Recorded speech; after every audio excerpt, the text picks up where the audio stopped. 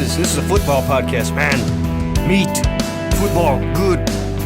Man, we talk football. We eat burgers.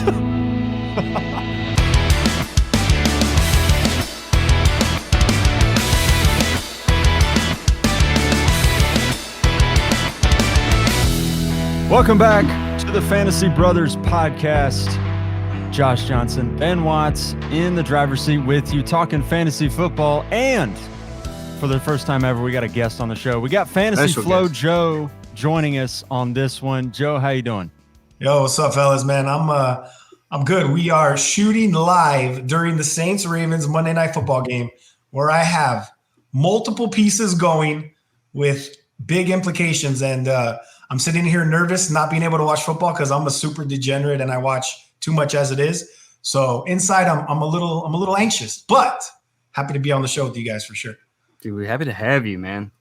Love it. This is the gonna first be a good guest. one. First guest we've had. Yeah, we're stoked about it. We've got Ben's favorite segment of the week. We got weekly weenies on the Dang, episode. right. We got some Dynasty questions on here, and we'll hop into a recap of Week 9 fantasy football. Joe, you're fresh on here. Let's just hop right into it. Why don't we? Joe Mixon, good God. Zat. Where did that come from? I think he had 55 PPR fantasy points.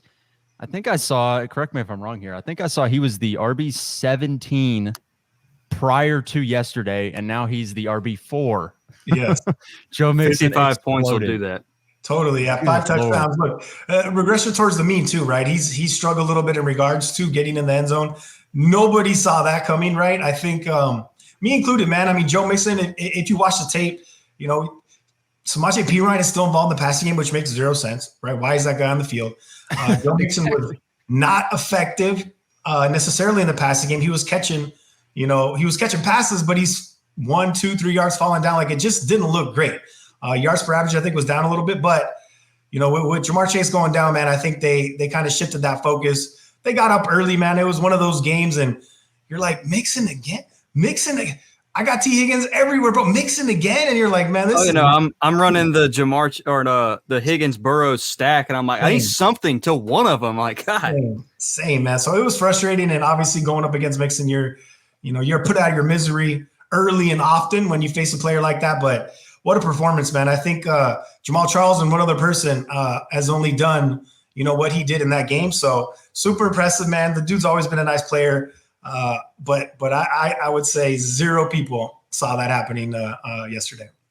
No, fun fact, in one of my more chill Dynasty leagues, the guy it's an 8-teamer. So the guy that I was playing this week had Mixon, and he benched him. Oh, So he had 55 chilling on his bench, and that would have won the week for him. That would have beaten me for sure. There was no chance I was beating that. That guy's still Mixon was alive? Ridiculous. Yeah. Did you do a wellness check on him, bro, or what? I you sent just him a swing DM. by that guy's and- house. Yeah, I dropped him a DM and there was no response. So I think he took the hard way out or something. I don't know. It was Oh, it was rough for him. we're about to Terry Bradshaw this thing. Oh, did y'all see that clip? Dude, Yeah, there's I no watched way it. that's on live TV. So I think he dropped I don't know exactly He what was, it was. so he was I like just- talking about Kyler or something. I don't remember what he said, but he's like, dude, if the kid does that, he might kill himself. Yeah, you Can't say got to be careful with that, man. You got to be careful with that. Terry's A lot of getting sponsors canceled. and corporate sponsorships nowadays, man. You got to be chill. you can't say that on TV. Although I say it a ton in a group chat, so let's be Right. real. There's a time Right. and place. Well, like for- anybody's like Call of Duty chats or something from high school, like if those ever go out in public, like you're screwed. You're never getting a job again. It's bad. everyone's getting canceled for sure. Yeah. Yeah, you're absolutely host. Devontae Adams, we made fun of him last week. Made fun of Rightfully Derek so. Carr last week. Yeah. He was terrible. He was on the weekly weenies a week ago, but he bounces back in a big way. He gets, I think it was dang near 150 yards and 2 tuds in the first half Sunday. So he rebounded. He was fine. He regressed to the I think mean. at like halftime, he was like 10 targets, 10 catches. Right. Just Second half, silly. there was nothing, but it didn't matter. It was the AJ Brown show from last week minus the second half. It was a good one. I wonder, last week we were wondering, probably as a joke more than anything, we were talking about Derek Carr. We were talking about that offense. Obviously, the Raiders have kind of disappointed this year, but Devontae Adams, we know he's a top 5 wide receiver in the NFL. Do you lock him in top 5 as a fantasy wide receiver, or is that occasional goose basically from Derek Carr, is that going to kind of scare you off of Adams in the future? Do you go high on him off of that performance? Not really. Yeah, no, man. He is what he is, right? He's like you said, he's a top 5. He could probably be even more than a top 5 receiver in real life. In regards to fantasy, man, the Raiders have struggled. Is that like the 3rd or 4th, maybe 5th loss where they've been up, I think 17 points, double digits for sure. And they give up the L, bro. So McDaniel's not going to last, man. But when we're talking about Devontae Adams, we're talking about fantasy.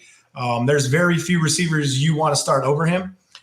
Derek Carr obviously is an issue, but I think, from a team standpoint, man, like you got Josh Jacobs. Yeah, your D isn't great, but you're up points. Like, do what you need to do to win the game. Why do they find themselves constantly in this situation and losing? So heads are going to roll, man. We saw what happened to Frank Reich today. I think maybe there's some stuff behind the scenes.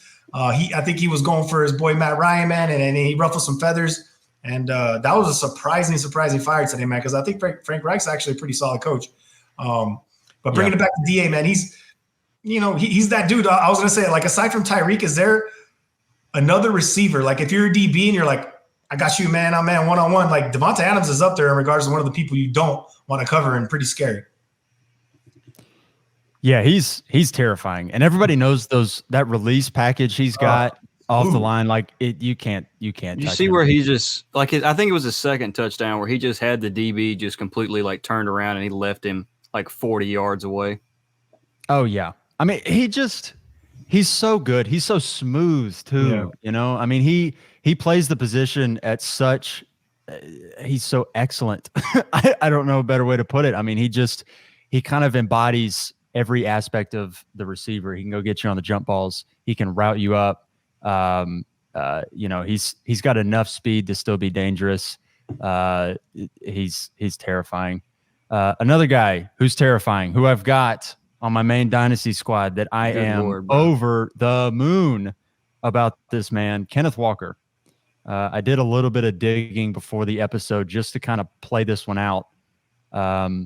Kenneth Walker's averaged 19.9 half PPR fantasy points since Rashad Penny got hurt. So including that game where Penny got hurt and Walker finished it off. 20 fantasy points a week in half PPR. I mean, that's top 5 stuff. Ben, I'll point this in your direction. Where are you at with Walker? I don't know if you've got him anywhere, so I don't know if you're experiencing the season the way some folks are, but I have him in like 1 or 2 redrafts where I was the lucky guy to get him off waivers, but I don't have him anywhere in Dynasty. That does not mean I'm low on him, like, at all.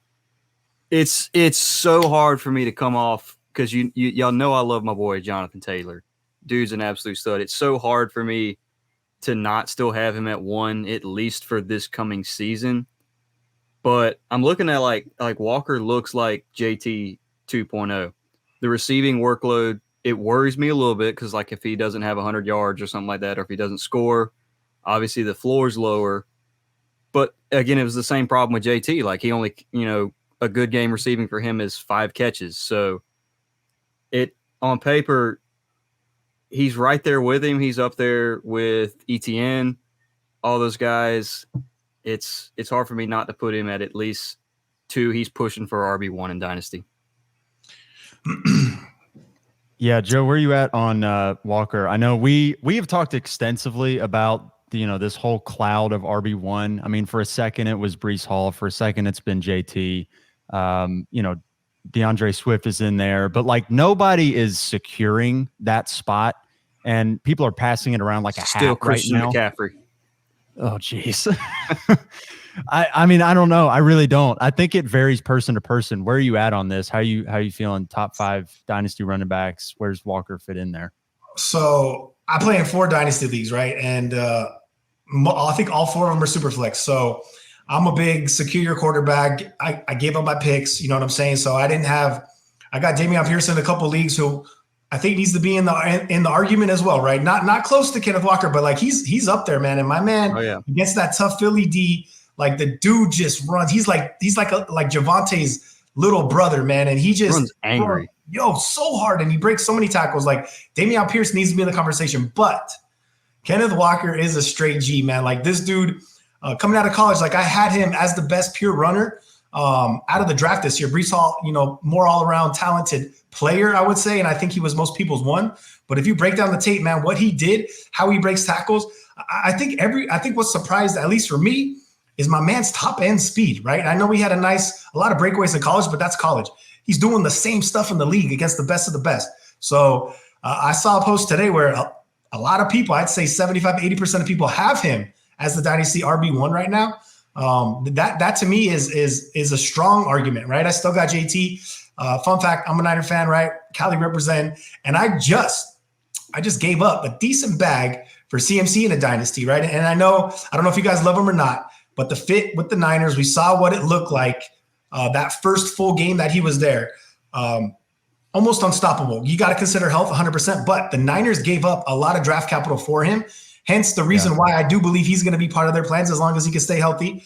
And I'll caveat it with this, is I took Elijah Mitchell, I think, in the 4th round of that same team. So I felt like, hey, I'm protecting my draft capital because now I got CMC's cuff and it cost a little expensive. But I feel a little bit warm and cozy instead of like Elijah's a dead 4th round pick in a startup Dynasty league, which hurt my feelings because I love Elijah Moore, man. I was super high on him, and first carry 10 yards. Boom, I was like, let's go. And it's like, yo, my man, really? he did the Raheem Mostert from last year, bro. I don't know if you remember. He's got to continue the tradition, man. I mean, that's the only scary part, man. But taking it back to Kenneth Walker, man, the dude's a straight stud. I wish I had him in more leagues. That point, right? Because I was like, yo, Rashad Penny had a couple games look good. It's like, it's only a matter of time, right? It's Cordell Patterson, only a matter of time. These dudes are going to go down because that's what they do. And I just wish I was a little more proactive, man, and actively look to trade for him because, man, you feel real good about watching him on your squads every single week. That's for sure. Yeah, I was one of the lucky ones. I traded for him the week before Penny got hurt. Nice. So it was one of those, I was punting. I was like, all right, this team isn't it. I'm a little bit of a rebuild. We're like a productive rebuild, I guess you would say. Yeah. And I said, let's punt it for next year. Let's get Breece Hall. Let's get Kenneth Walker on the squad. And then obviously Penny goes down and Walker's been incredible. So yeah, the thing with the Dynasty RB1 conversation that I think is so interesting is nobody's claiming it. There's like 4 or 5 different guys that have a great argument. I'm dying over here. They all have a great argument, but nobody will take it. And I feel like that's different from years past. Yeah, look, I think hands down, to Ben's point, man, like JT was the solidified Dynasty one after what he did last year, right? I mean, amazing season.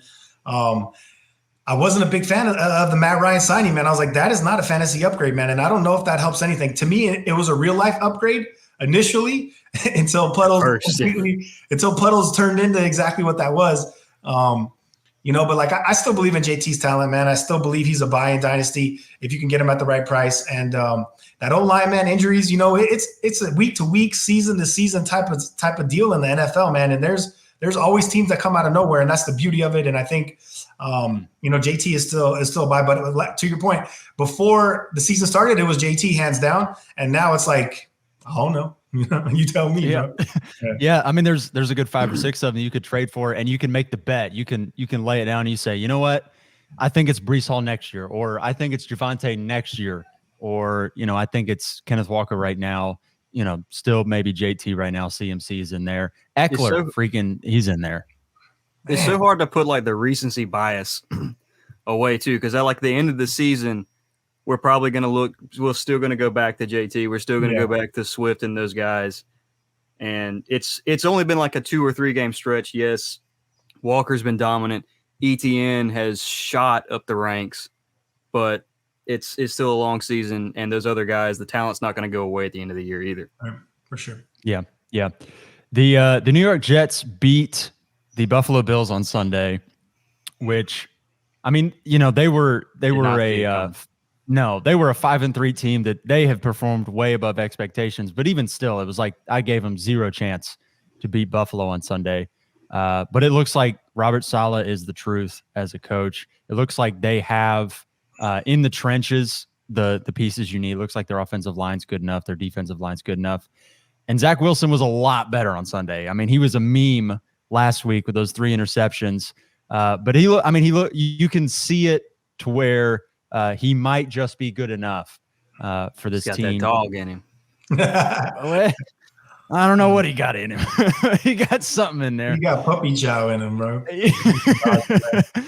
They put up like a crazy stat during the game. Like his stats were pretty much identical to Josh Allen.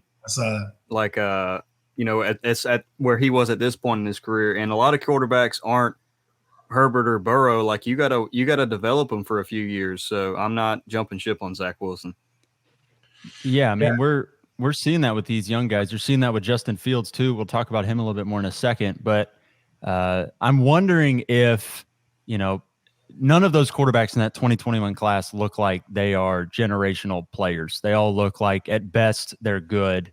And then in Fields' case, because of the rushing, he's obviously amazing for fantasy. But, in real life, none of them look like, franchise-changing players yet. They all look like they have flashes, but they just can't put it all together. But I think the Jets are doing it the right way. They're building on the defense. They're building on the O-line, the D-line. They're giving them a running game. Still good without Breece Hall. Exactly. Yeah. Did you see Breece Hall? He tweeted yesterday. I think he said something like run the ball, win the game or something like that. I have such a soft spot for Breece Hall right now. That's your boy. That's my guy. I'll admit, in regards to redraft, right? I wasn't the biggest fan of Breece, man. Like I was always a little concerned, right? Either. My dude is so big. He's so strong. He's so fast, but he doesn't break tackles. You know what I mean? Especially around the goal line. And that was a big concern for me because I really feel like that's a separator for any college player, even in the NFL, right? That's one of the biggest metrics, in my opinion, that kind of separates players in regards to tiers, right? Like if I can get in the hole and I'm breaking tackle like Dameon Pierce, right? Like it looks different. Mm-hmm. And Breece Hall's top end speed, man, and how he kind of just came into his own. Little fluky how they used him in the passing game, but it kind of turned into something that was a little, sustainable. But I think, man, what he showed on tape is enough to believe in his talent. And look, you mentioned Robert Saleh, bro. I told you I'm a Niner fan, man. I love Robert Saleh. They won the draft, right? He took basically that mentality and everything that he was awesome at with the Niners. And I knew he was going to be a great head coach, bro. And he just has that about him. A man's running bleachers, right? He's headbutting his own team. He's fired up. You want to play and win for a coach like that. And to your point, man, they have pieces. Garrett Wilson coming into his own as well, man. The dude's obviously college tape and talent was there. But my man's a player, right? And he was going up, doing work. And I think he's going to kind of develop as well. Heart hurts for Elijah Moore, though, man. I loved Elijah Moore this year. I think I drafted him in every team in the 6th or 7th round, and that hasn't worked out very well. No, I don't know where it came from. I made a video. Let's see. I think it was last week, and I think it was just processing out loud. I have no idea. I don't understand. Video did not get a lot of likes. He's not a likable guy right now, bro. Torpedo teams, man. Shit. Yeah, I mean, he's so talented. There was somebody that was dead serious telling me he was better than Jalen Waddle a year ago. Oh my God. That one died. Not a great take, but the talent's there. You can see it. We've seen flashes of it. He was amazing. He's so explosive. Yeah, but they just don't use him. Now they're running Denzel Mims out there, bro. Denzel Mims. What didn't you drop him from your dynasty teams? That's hilarious. You dropped him from your taxi squads. I mean, he's not on anything. For real. So that's the frustrating part, man. And they didn't want to let him go. And I wasn't mad at the benching, right? I feel like as a young player, pipe down, bro. We're winning. This is a team sport. You know what I'm saying? I get that you want to produce, but when we're getting dubs, you need to kind of learn from this mistake. But since then, it's my man's still in the doghouse, and I don't think anything's going to change. But going back to Zach Wilson too, man, I like Zach Wilson, best arm talent out of that draft. I think the dude can spin it, right? He's a nice player, sneaky athlete. Is he generational? Is he a franchise quarterback? I don't know. But to your point, man, he might be just good enough when that team's fully healthy to, keep them in the consideration in regards to a possible playoff team. So we'll see, man. Yeah. We got this, actually Ben was texting me probably about an hour ago about this. Josh Allen hurt his elbow. I don't want to talk about it. It hurts me. I don't want to talk about it, bro. There's nothing confirmed yet, so we don't have anything. If y'all see something while we're recording, let me know. But it looks like it is a UCL injury. Ben, you texted me. You said he might have to get Tommy John surgery. Obviously, I don't know what it's like for football. Maybe it's different. I know they use different muscles for throwing, but I know for baseball, like if he has Tommy John surgery, it's definitely season ending this year. He could potentially miss time in the next year. Like it's one of those things that takes a full year to get back. Yeah. I think I remember, didn't Big Ben have to get Tommy John like a couple years ago? It wasn't his last year, but it was that last major injury he had 3-4 years ago. I think he had to get Tommy John or something.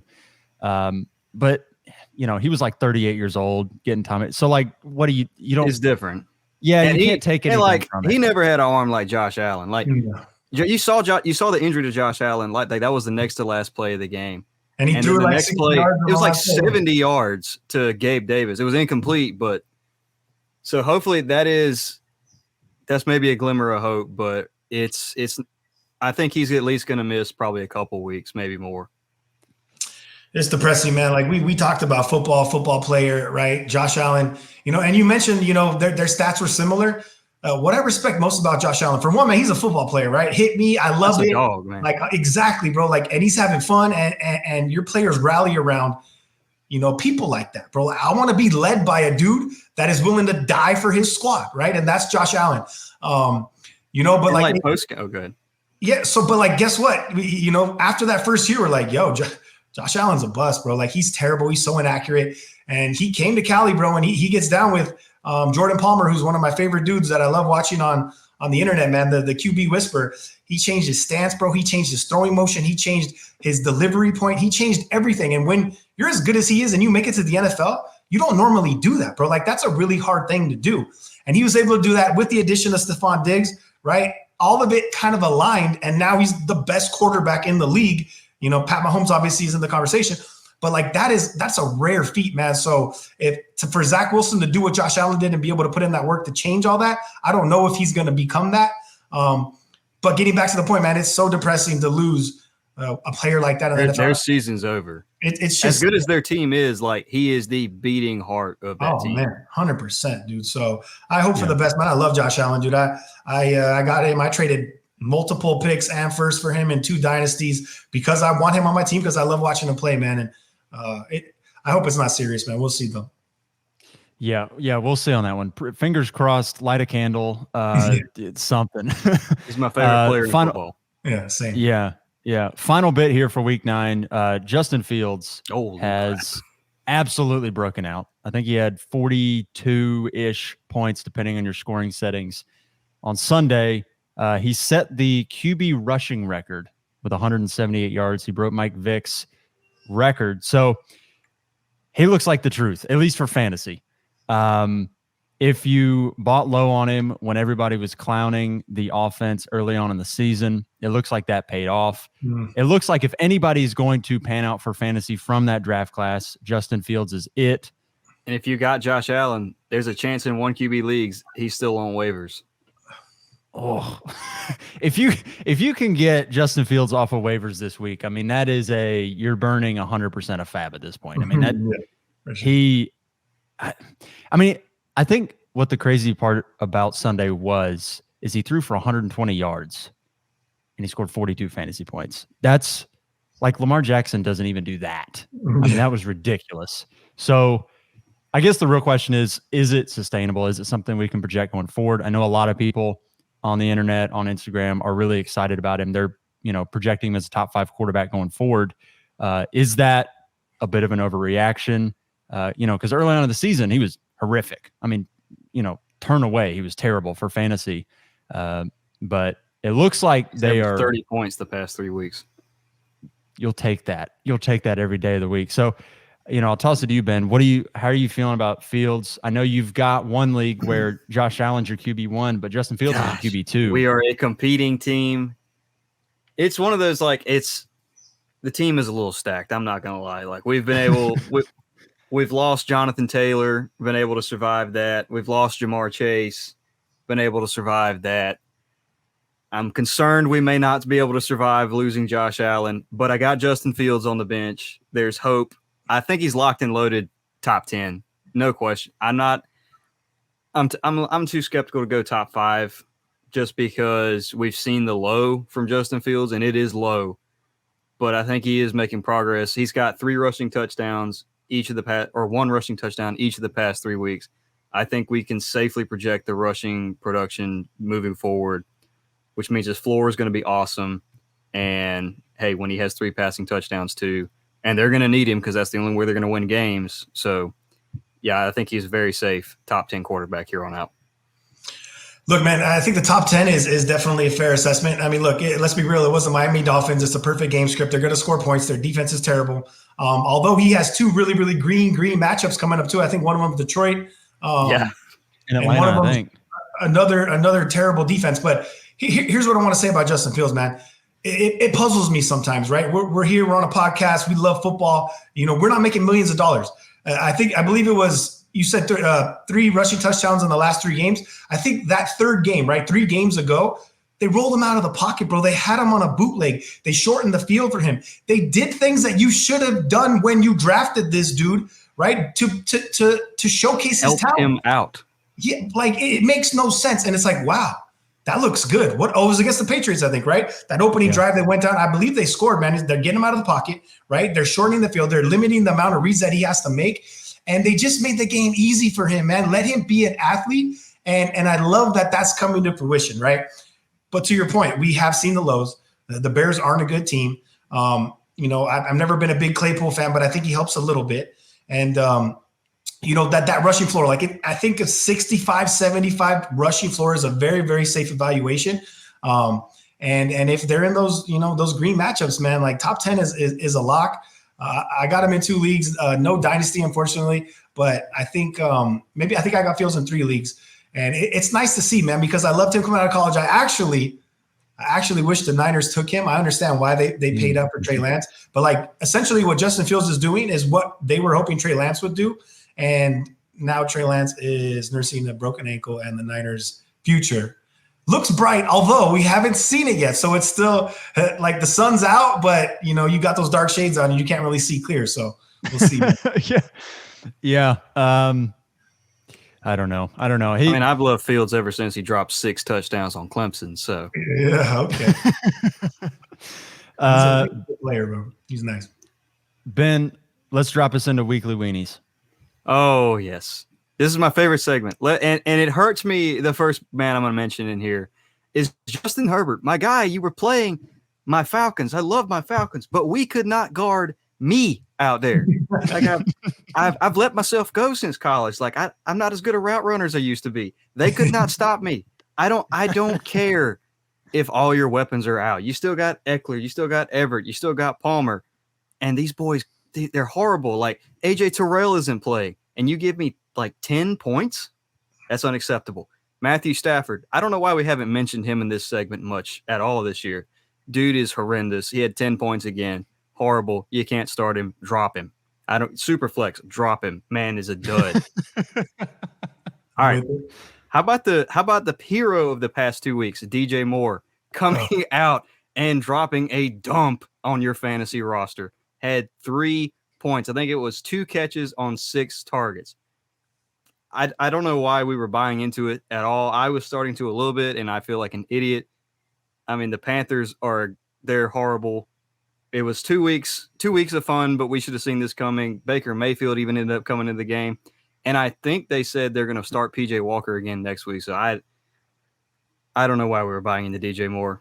You should have traded him last week. Next, Elijah Moore. We already talked about him. Man played. Did not get a target. It's not like he went 2 targets, no catch. No, he did not get a target. I don't think I need to say much more about him. Painful. Devonta Smith is killing us. Like, the dude is up and down all over the place, comes back, gets 3 points in a plus matchup, I would have thought, against Houston. So you never can start Devonta Smith. He's good in best ball, but that's really it. The next two really, really hurt me. All right. So in one of my main dynasty leagues, my two tight ends are Kyle Pitts and Tyler Higbee. And I started Kyle Pitts, and I'm like, oh my God. I knew as soon as I started him, he was going to suck, because when I bench him, he's great. When I start him, he sucks. So I started him, got 3 points. I'm like, okay, I knew I should have freaking started Tyler Higbee. No, I played the far better of the two tight ends when Higbee scored 0. Yeah. So that's just wonderful. And lastly, on the weekly winnies, we have to finish it out with Calvin Ridley scoring 0 points for your fantasy lineup once again. Yeah, once again, Ben, let's remind everybody. Every week, every week got to mention Calvin Ridley. You and I have been just as effective for fantasy football this year. I have as many catches as Calvin Ridley this year. You're basically the exact same caliber of NFL except receiver. I make much less money. Yeah, I want to circle back real quick, because you're right, we have not talked about him at all. Matthew Stafford. Holy cow. He was the QB4 last year, I guess, depending on your scoring settings. And it's probably just a product of the offense, right? The offense has been horrific. But I think I just expect, because it's Sean McVay, that they'll figure it out. But the offensive line's terrible. Outside of Cooper Kupp, they have nobody really to throw to. Allen Robinson. I'm not even blaming Cam Akers anymore. Their offensive line is that bad. No, because Darrell Henderson, we've seen him be effective before, and he's horrific right now. They're playing a dude that sounds like a bastard from Game of Thrones, and Cam Akers is still working on the Achilles. So I don't know, but all that boils down to the end result is Matthew Stafford's delivering turds in your lineup every week, and I don't know what to do about it. I just traded for bench him, drop him. I think Ben said it perfectly, man. Bench him, drop him. Like I think I traded Stafford and DK for Burrow in a dynasty league. Oh gosh, win! Oh gosh, yeah, it hurt. But I had I forget who I had. I think I had Josh Allen and who am I starting now? I think I had Geno. I'm starting Geno now. But it's crazy. Oh, go ahead. No. I'm just saying. Like the reality is like I can't start him even in a Superflex dynasty league. Like it feels disgusting. But like, I want to emphasize this. You mentioned Cam Akers, man. I'm a big Cam Akers truther. Obviously, it hasn't panned out at all whatsoever. Terrible. My heart hurts. But losing Andrew Whitworth, right? That was like the glue, man. That really, I think, hurt this offense. That O-line has just like literally. There's O-lines that are bad, but it is absolutely terrible. The only thing I'll give Matthew Stafford, man, is he's tough, bro. Like he's hanging in, man. He's still that touchdown to Cooper Kupp was a dime, bro. Like that was an amazing throw. So it's like there is a little piece that still lives in him. Yeah, and he's not getting help by receivers. Like I watched most of that game, and there was like a horrible like deep drop for like Van Jefferson. Allen Robinson's not getting open, so he's not getting help. That game was depressing, by the way, bro. Like I had Mike Evans in so many leagues, and I'm like, yo, what is happening? That game hurt my heart too, man. And you mentioned all the weenies on the week, bro. I'm like, on my squad. I'm like, yo, it was a painful week for my 14 leagues, man. But man, it happens like that sometimes, and you keep trying to fight. Why do we do this to ourselves? It what's funny, bro? Before this started, I was like, fantasy football is terrible, bro. Like the pain that we inflict on ourselves. This like takes years. Like it's 6 months of like taking a year off my life. I'm like, and then guess what? Tuesday comes around. It's like, let's go, bro. You got this newfound glory and love, and the same shit happens again on Sunday. And you're like, why? What is happening? This is toxic, bro. I can't do this. It's crazy. We're deeply unhealthy people. Yeah, it's the best. All right, let's hop into some dynasty questions here. We love dynasty here on the show. It's redraft season, so I get it. But we got John here. We're going to talk some dynasty. So I got 3 talking points here for you all. So number 1, should you trade for injured stud running backs Javonte Williams and Breece Hall? And if you do, I guess 1, there's 2 parts to this. 1, what kind of roster do you have to be able to do it? And 2, what are you paying to do it? Ben, I'm going to throw it to you first. So I guess obviously, yes, you try to trade for them, but there's definitely conditions. Like if you're competing, there's no way it's going to be worth it to get one of them, because I don't think their price, obviously their price came down with injuries, but it's not to a price where like, okay, I can get him for cheap. Like you're still going to be paying multiple first round picks, or you're going to have to give away another stud. Like if I'm trading Breece Hall, like, okay, well, I want to go get Jonathan Taylor. Well, I promise you the Jonathan Taylor owner is not going to give you him for Breece Hall kind of thing. So if the deal is right, yes, you try to trade for them. The only problem is there's not the guys who can trade for them aren't in a good position to do so. I guess if you're one of the bottom teams, yeah, I'm going to go get him. But you're probably one of the bottom teams because you had one of these guys. And like I'll add to this is like Dynasty for me, man, it's so fun, right? But there's a dude in one of our leagues, like literally, you know, we call him the tank god, right? We were a little skeptical at first. He's been somewhat competitive, but his team's terrible. But he literally has, I think, like 6 or 7 first round picks. And I'm the guy, like I traded a first for Kyler. I had Lamar Jackson. It's a super flex. Like I told you, I rarely have first round picks. That's what I'm saying. Like, I want to win, bro. Like, I'm competitive. I like to have a balance, right? Like, I'm chasing a chip, and I want youth on my squad. You know, Javonte was a player on that team. Javonte, Hollywood Brown, Elijah Mitchell. All right, I think, what is that? My second, 4th, and like maybe 5th round pick, all on IR, right? So my team is struggling. I'm fighting. I think I'm 4-4. I just traded Alvin Kamara, a 2024 first and second for CMC and Drake London, right? Because I'm like, look, I'm just going to sell the farm, right? I don't have a first next year. I'm a little concerned about Drake London. I'm not going to lie, bro. I was like, I need some youth on my team, right? But I'm like, damn, did I target the wrong receiver? Because he looks terrible in that offense. It's Mariota. But if they get, I'm not a big fan of Bryce Young, man. I think he's going to be an absolute bust. CJ Stroud, in my opinion, is the dynasty one. But I don't love what I see from Bryce. Man, like he's light in the pants, right? He doesn't really necessarily deliver, you know, a ball that's amazing. He has decent touch, but a lot of flutters, right? He's a small dude, and I'm just concerned in regards to people going all in on him being the one. I don't think he's it. You know who I love though, and he's not coming out next year. It's Caleb Williams. Caleb Williams at USC. Yes. Man. Like that dude is nice, bro. He reminds me of Josh Allen, bro. He really does. He can spin it. He's big. He's thick. He's athletic. He moves nice. And that's the only reason why I wish I would have held that 2024 one, but I feel like I probably wouldn't have got him anyway. But I got hard eyes for him, man. I really, really like that dude. Yeah, he's going to be really good. People sleeping on Will Levis too, I think. Yes. He's not putting up the numbers, but like he's got all the physical traits you want. Right. But is that going to translate, right? Because like a team's going to draft him. You know what I'm saying? And we don't see enough tape from him. I know he's flashing, you know, nice arm, big, strong, everything. Check. But like, I still want to see a little more on tape, man. Like, show me something. He has the last game that was on ESPN, I believe I watched, and I was like, let's see what's up with this dude. And I was like, man, you know, like I just wasn't feeling it. Yeah, he hadn't popped as much as you'd want. He's got all the measurables, but you know, that's the thing with Josh Allen too, was he wasn't that great in college. He didn't put up the numbers. But you know, he's one of those. He's a unicorn, bro. Like he doesn't exist. He doesn't happen often, you know. He's a dime a dozen. They do not happen. But let me ask you guys this, because like I said, I have Javonte on that team, right? We all know ACL injuries, first year coming back, doesn't always pan out great. I know these dudes are young, they're studs. Like Javonte's was really bad.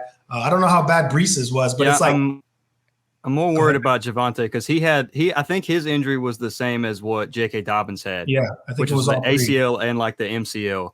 Whereas I think Breece was like purely just the ACL, it was a clean ACL tear, which is they can come back from that one pretty easy. So I'm not super worried about Breece. So like that's the thing. So like, are you willing to give up a 1 and a 2 for 2023 or whatever to because that's what you're gonna have to pay, bro. Let's be real. You want a Breece Hall or Javonte Williams, you're gonna have to give up a 1 and then some. And it's like if you're investing your future into a player who might get off to a slow start, might not be the same, right? It's pretty risky. But it's like you believe in the talent. So, you know, is that something would you pay a 1 and a 2, 2023, 1 and a 2 for Javonte or Breece? Yes. It kind of, at this point in the season, It depends on where the 2023, like if I know I'm last place, I'm taking Bijan, and I'm not looking back. Oh, Bijan is a stud. Bijan is bro. He's top 5, and he's not even in the NFL. It's crazy. He's so good. And then you got homeboy Gibbs, right? Gibbs is AK, Alvin Kamara 2.0, who's a nice player. I haven't watched too much college, but I have watched Bijan, bro. Gibbs is that guy too. He's not Bijan, but he's legit.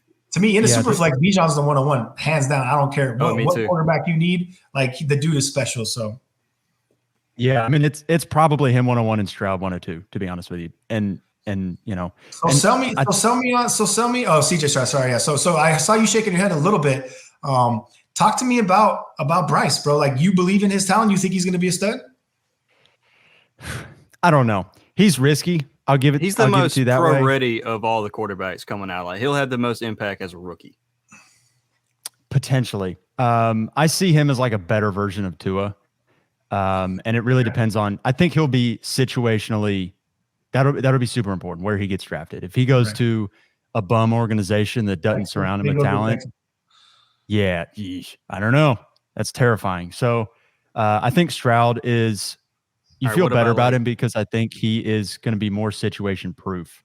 Yeah. And depending wherever Stroud goes, it doesn't matter to me as much. I think he's going to be great. With Bryce Young, I think his ceiling is probably just as high as Stroud's, but there's a lot more asterisks along with it than with Stroud. So I do think Bryce can be amazing, but it's with an asterisk, if that makes sense. I think Bryce is good, like, say, a team like Detroit. They've got pieces and they've got a lot of draft capital. If they're the team that goes and gets him, I feel good about it. Absolutely, for sure. They got the O-line, they got the receivers. Yeah, I just worry about what I see, man, because I know, like I said, he's a smaller dude. The NFL's no joke, man. These are grown men, 270, 300-pound monster athletes, right? And I just feel like that shoulder, man, someone's gonna land on him. My dude's a little light in the pants, like I said, and like. He's a good athlete, you know. He has a good arm, but like when I'm watching his balls, man, like he's throwing off his back foot a lot, like he's fading a lot, man. He doesn't have the arm strength to be able to do that, and his ball flutters and tails. And we know, man, that the separation of the league is not college, bro. Like the windows close quick, and you will get picked off really easily. So I am worried, but like when you said Detroit, I was like, you know, like that doesn't sound terrible. But like I said, CJ to me is hand over fist better than Bryce, in my opinion. Yeah, it's one of those things too. Like, I'm not an NFL scout. Like, I feel like if I'm looking at tape at running backs, wide receivers, tight ends, like that's a lot easier. Quarterback is so much harder to evaluate. Like, I'm gonna let the NFL guys figure that one out and just trust what they say. Well, I'm a little biased. I played 1AA. I played college QB, so like I feel like I see the field similarly, right? I know how to evaluate talent. I know how to evaluate different players and throwing motions and kind of what I see with the ball. That's so by no means am I an NFL scout, bro. I'm on my couch. You know, I got 2 daughters and a wife. Like I go to work. You know what I'm saying? Like I'm not that, but I do feel a little bit that, you know, when I'm watching a game or I'm watching tape and I'm watching different things that maybe somebody wouldn't necessarily notice when they're breaking down the position. But what do I know, bro? You know, I'm in my. I mean, you're better off than we. Josh and I were flag football stars in college. Flag's tough, man. You've got us there. Bit, yeah. Man. Football is my number one passion, my true love, man, and it's something that I'm glad fantasy came around, man, because I can just transition all that competitive energy and pain too, right? Like that. Yeah. Like that we should write something. I don't know if you guys ever write articles, but there should be something where a day in the life, bro, like the ups and the downs and the miserable moments of just watching football for 8 hours on Sunday only to forget on Tuesday morning and start all over, accepting that pain, knowing it's coming again. But you have that small hope that it's like, this is going to be the week, man. I'm going to go. The Adam Sandler, like 50 First Dates where she forgets every time. Yes. That's a good analogy. I like that. That's good. I just forgot of all the pain. Like I wake up on Monday, like, damn, did I get beat up last night? I'm carrying a lot of stress. You know, I feel like someone jumped me. Which is crazy. Yep. It's the best. You know, speaking of 50 First Dates, I think you're going to have that condition to deal with this next question. Kyle Pitts. Don't do it to me. You gotta have a short memory with him. I mean, you got to put away last week and pretend it didn't happen. You got to put away every week and pretend it didn't happen. Yeah. And here's what's really tough with Kyle Pitts, right? It's really not his fault. I mean, with the eye test, he has looked phenomenal. Even just what was the stat like on Sunday? The He air had yards. mad air yards. Bro. Yeah, yeah. So He had much 200 air yards Sunday. 200. And he That's only had ridiculous. 20 actual yards, which means Marcus Mariota couldn't hit a barn. I think he dropped one though. Let's be real. He did. I think he dropped He did one. drop one. I saw that. He did drop one. Mariota missed him on a 75-yarder where he had legit 5-yard separation. Yeah. And then there was another one that he missed him on as well. So, I mean, he legitimately could have had 150 yards on Sunday, and he ended up with 28, which is a bummer. But season's been a bust. It's been terrible, and you haven't been able to focus on him. But it's the offense. It's Mariota. That said, Mariota, top 10 quarterback, bro. Before last week, I think he was a top 10 QB. He was the rushing floor. Yeah, it was fool's gold. Yeah. Do you trade away Kyle Pitts in Dynasty? Obviously, in redraft, I think everybody's kind of at the point where they're trying to move him if they can. But in Dynasty, it's a different animal because you can see it. Are you trying to move off him? I know, Ben, you've got him in a couple leagues. I've got him. I don't know if you've got him anywhere, Joe, but I don't know. He feels like an albatross, but you can't realize it yet. And at a certain point, you got to figure out: are you going to keep waiting for it, or are you going to try and capitalize on his value now and get something else? Yeah, look, in redraft, I just traded him away. I traded Kyle Pitts and CeeDee Lamb for DK and Miles Sanders, and I got DK Miles Sanders. I was watching that game like, don't catch it. Like I was almost rooting against him because I just traded him away. But to your point, man, like you watch the tape, man, my dude separates. He's a special player, special athlete. Obviously, Mariota has everything, but it's also Arthur Smith, right? And Arthur Smith handpicked Mariota from the Titans, bro, to run that offense exactly the way he's doing it. He wants to run the ball down your throat and win ugly, gross, like just grown man. I'm going to dominate the offensive line and I'm going to run the ball even when I'm not supposed to, And like I feel like it's the mentality of the team. It's the head coach. Obviously, it's not conducive to Kyle Pitts' fantasy relevance. Or Drake London. Or Drake London, exactly. But like I feel like next year, bro, is Mary going to be there? Are they going to get up? Could they trade up and get a Bryce or a CJ? Like a lot of stuff can happen. I know they drafted Riddler. What's his name? Ritter. Yeah. Ritter. I mean, he's okay. You know what I'm saying? Like to me, he's not anything special. But he won in college too, so we'll see. But to your point in Dynasty, man, like you can't do anything. If anything, like I'm trying to buy in Dynasty and roll the dice, man. Maybe send somebody in a second and maybe somebody bites, bro, because they just absolutely hate him. I was going to say the same thing. Like if you have Kyle Pitts, like what he's worth. You're in Dynasty. It is a pure bet for the future. But like if he hits in the future, he's Travis Kelce on steroids. Like the dude is different. But you're not going to get anywhere close to that value right now. So you can't trade it. You just have to keep him and take your L for now. I'm sorry. And like you said, if you can buy him, I'm doing that 10 out of 10 times. Facts. Yeah. What are you trying to send that you think's actually going to get done in a league? If you got that one owner that's just, they're trying to wipe their hands of it. They're sick of him. If you can get it done in Dynasty, what do you think you're going to have to send? I'm sending Isaiah Likely right now, bro.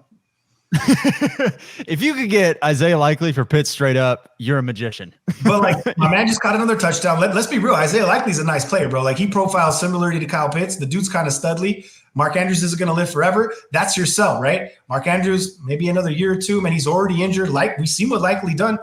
Pitts, on the other hand, I'm absorbing all the risk here in this potential trade offer. I'll throw in the 3.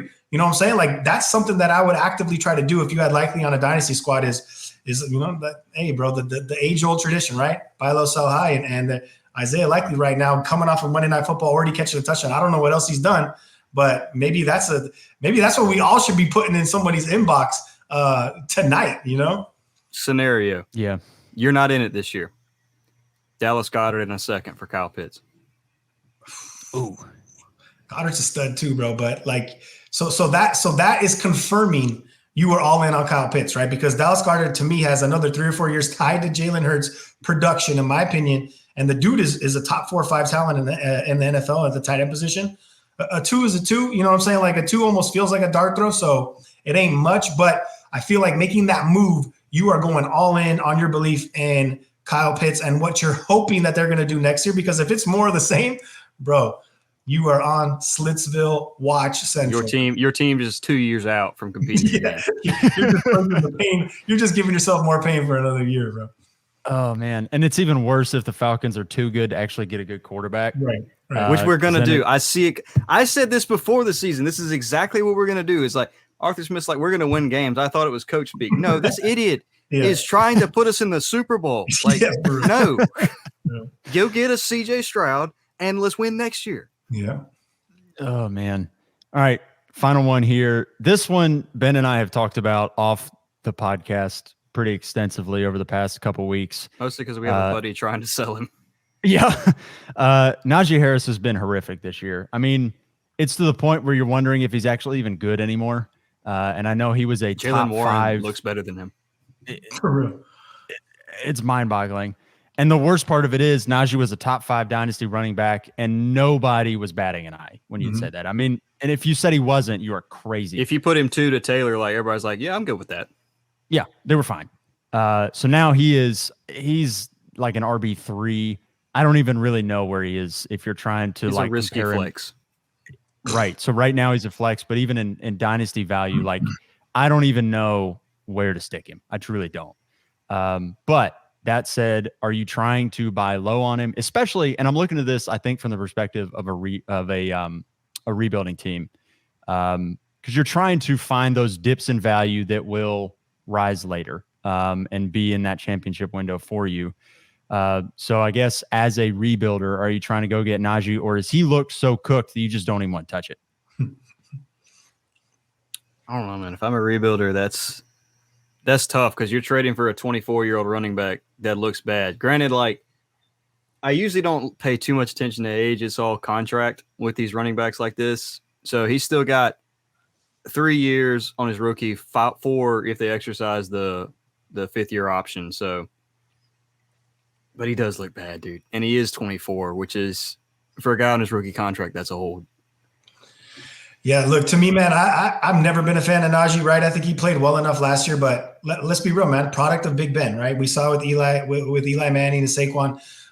Those receptions were 100% going to take a dip, man. I called it early. I said he's not a top 10 back this year in redraft. You know, Dynasty's a whole different animal. Obviously, that's what we're talking about. Never been a believer of him, man. He's a product of volume, right? He never did anything special. A couple straight arms here, a couple hurdles here. Yeah, okay. But when you break down his metrics, man, he's a 3 yard per carry cat who needs mad touches, and he's not Derrick Henry, right? So he, in my opinion, but to your point, man, I think, is he a sneaky buy in Dynasty? Depends, man. Throw out a Kenyon Drake in a 2 or a Kenyon Drake in a 3. You know, like shoot low, and if he ends up being your flex player on your squad in a Dynasty where he technically still is kind of young, you know what I'm saying? Like you could do worse. You know, so what are you going to do with Kenyon Drake next year, right? He's not going to be on your roster. So, you know, maybe that's a bad example. I'm thinking of the Monday night game, but like, you know, find a player who's just not going to exist next year, right? Who's possibly getting some love right now and shoot your shot, man. Because like I said, at least for me, we play 3 receivers, 2 RBs, 2 flex, super flex. Like these are deep rosters in dynasty leagues where you're rolling out terrible players anyway. So it's like if you could buy Najee on the cheap, man, I never believe in the talent or the player, but like I said, everyone has a point and limit where they are going to return some kind of value. And if you could shop around, man, and be like, yo, are you going to drop this dude soon? Because I'll throw you a 3. You know, like that's where you can start the combo. So yeah, I think where it's weird is on the other side of the spectrum. You know, we know a guy mutually who's still clinging to a 2 firsts value for Najee. Wow. Yeah. And, you know, nobody's going to pay that in their right mind. But as that owner, you know, he had him last year when he was great. You know, he's a Steelers fan too. So that probably that factors in. But he's a homer. Absolutely. So even those owners that are looking at it like, I would really like to get 2 firsts out of Najee, but it ain't going to happen. You know, you keep it moving. He's so man. tough. Like, a Steelers fan and he owned Najee last year. Like, I'm not trying to get Najee from that guy. You know what I'm saying? Like, that's going to be an impossible task. And no one's overpaying for it. So I was like, hold him, bro. But see, here's, at least for me, when it comes to trades, man, is like, that's my entry point, right? I know he's not going to give me Najee. Maybe I'll hype up Najee a little bit, but I have a plan for another player on his squad to where I can cloud him with this Najee conversation, right? And then I'm pivoting and I'm trying to strike, bro. And I'm trying to get a player maybe he's not thinking about, doesn't evaluate properly, because these dudes that are like, terrible trade offer, bro. This is district. Like, never, man. Why am I going to dead a deal because you come at me with a terrible offer, man? I'm trying to finagle my way in, man. And I'm going to backdoor that and be like, yo, man, like, that's cool. I don't know. We're not on the same page there, but how about this guy, right? Don't ever dead a deal. I see dudes are like, you're dead to me because you just like, oh man, there's always a play, man. There's always an angle, and don't ever kill that relationship in any league, especially a dynasty, man, because that's one team that you can't make a move with. Yeah, and you're stuck with these guys unless you leave the league. Yeah, exactly. My team's terrible. I'm out. Yeah, reducing. Yeah. That for this episode of the podcast. Thanks so much, Joe, for joining us. Why don't you let everybody know where they can check you out, where they can find what you're up to? Yeah, man. Thanks for having me. Fantasy Flow Joe on IG, TikTok. Your boy got on Twitter recently. That's a whole nother animal too. But a lot of good info on Twitter, man. So Twitter's been cool. But man, I'm out here, man. I love football. I'm doing my thing, man. I'll say some crazy takes and do some stuff sometimes, but just know, man, like nothing less. Yeah, you know what I'm saying? Like, and have fun with it, right? Like the whole point of this stuff, I don't know about you guys. You guys are a little bit bigger than me, so I don't know if IG's paying any of your bills, but this is fun for you, man. This is a passion. This is a hobby, and we all got lives, we all got jobs, and I got family. I know. I think one of you's got a lady, and it's like we do this because we love it, man, and we're here for the people, bro. So that's my little rant. Yeah, absolutely. I love it. Ben, you got anything for us before we hop out of here? Alvin Kamara is doing nothing for me on Monday night, so there's that. Wow. How's it? Fortunately, I think I've already won that league, so Kamara was just like icing on the cake, so we're good. Yeah, you're playing me in that league, so I need 13, bro. Let me go cheer on my team, man. Oh yeah, it's not looking good. Yeah. All right. Not looking good at all.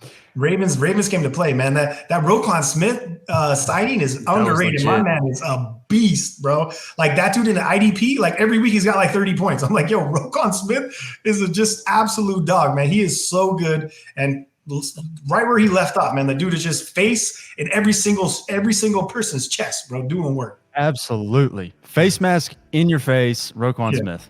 Yeah. On that note, we'll hop out of here. Thanks so much for joining us, Joe. We'll see you later this week. Everybody, when we're doing, who knows what we're doing? We don't plan these ahead. We fly by the seat of our pants. It's a blast. We're starting to get a little structure. We're do kind of the same things on the post Monday night stuff. All right. We'll see you. Peace.